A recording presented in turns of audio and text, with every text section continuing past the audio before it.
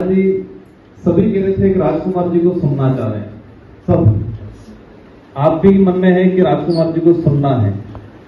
कह रहे थे, बहुत तारीफ कर रहे थे कि हमारे देश के लिए, समाज के लिए बहुत कुछ कर रहे हैं और आप सबके भी मन में ये है।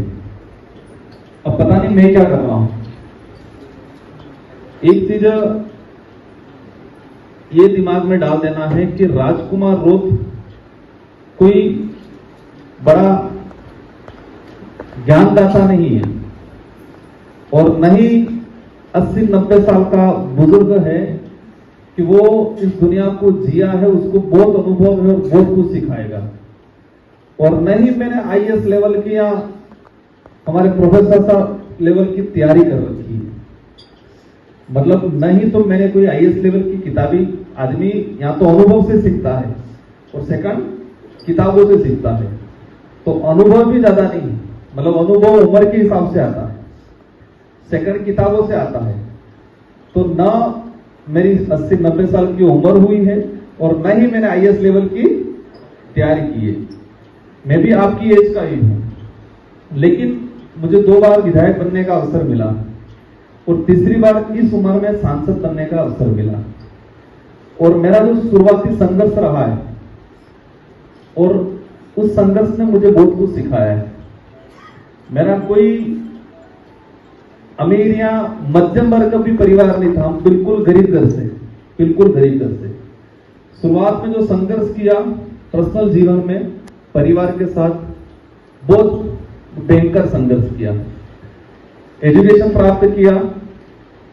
शुरुआत में एक ही उद्देश्य था कि छोटा मोटा एजुकेशन प्राप्त करके छोटी मोटी नौकरी प्राप्त कर ले। और एक आदत थी कि शुरुआत में हमने तकलीफें झेली तो पड़ोस में या समाज में जो तकलीफ शुदा व्यक्ति था उसकी मदद करने की आदत बन गई थी और वही आदत हमें पॉलिटिक्स में खींच के लाई। आज ये जो मूवमेंट है हमारा और मेरी भी जो आइडियोलॉजी है या मेरा जो विजन है, हमारा राजनीतिक विजन या ओनली फॉर राजनीतिक कतई उद्देश्य नहीं है। पॉलिटिक्स एक माध्यम है, हमारा एक माध्यम है कि हमारी बात को हम लोग सुव्यवस्थित तरीके से, दमदार तरीके से, संवैधानिक आधार पे हम सदन में उठा सके। ये सोच डेवलप हुई, इसके बाद हम लोग पॉलिटिक्स में गए। हमारे साथी बता रहे थे प्रदेश अध्यक्ष जी कि राजकुमार हमारे सरगुजा से जो कैंडिडेट थे कि पूरी पार्टी कैसे बनी। हमने पहले सामाजिक संगठन बनाया, जिस तरह से यहाँ पर सर्व आदिवासी समुदाय, सर्व आदिवासी समाज करके जोरदार दमदार बड़ा संगठन बना।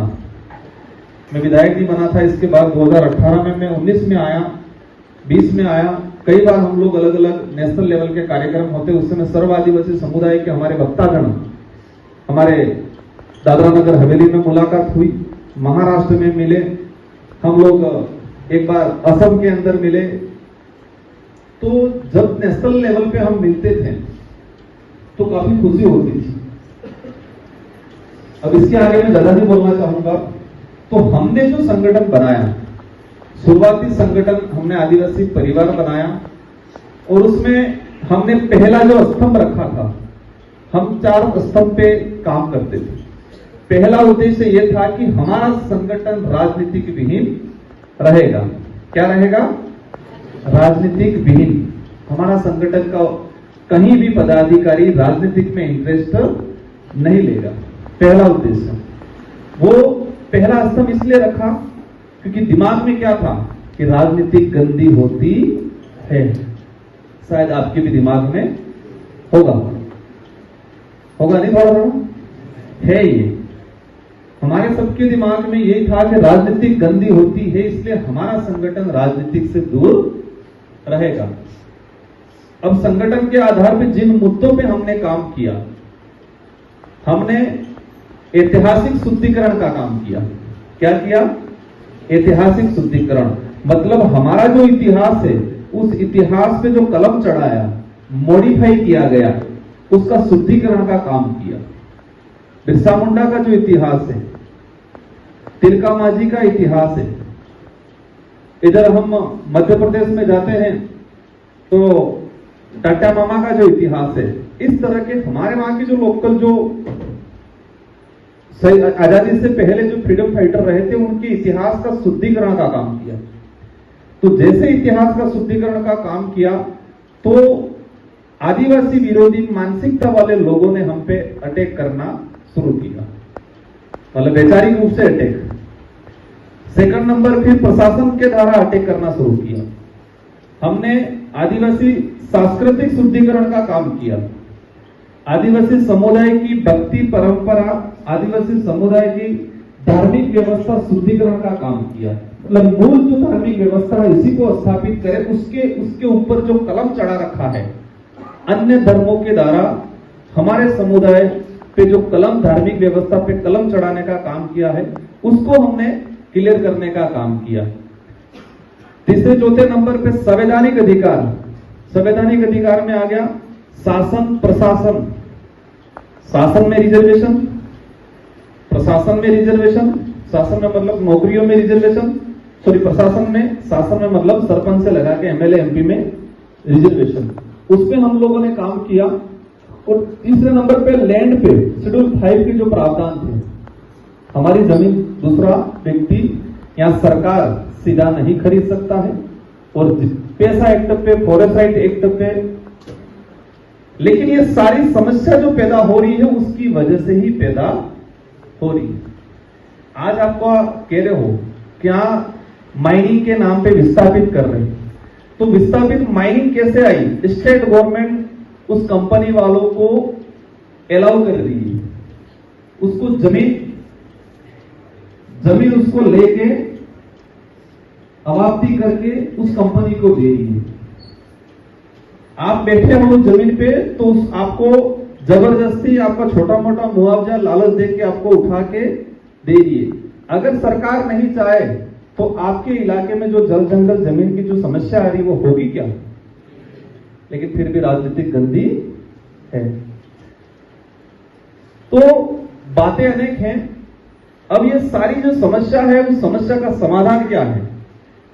और एक चीज हमें थोड़ा ये मानना पड़ेगा कि जो समस्या आ रही है क्या आदिवासी समुदाय पे ही ज्यादा आ रही है, अन्य समुदाय पे भी आ रही है? कंफर्म है छत्तीसगढ़ के आदिवासी पे आ रही है कि मध्य प्रदेश, झारखंड, राजस्थान, असम, त्रिपुरा सब जगह आ रही है? नहीं आनी चाहिए।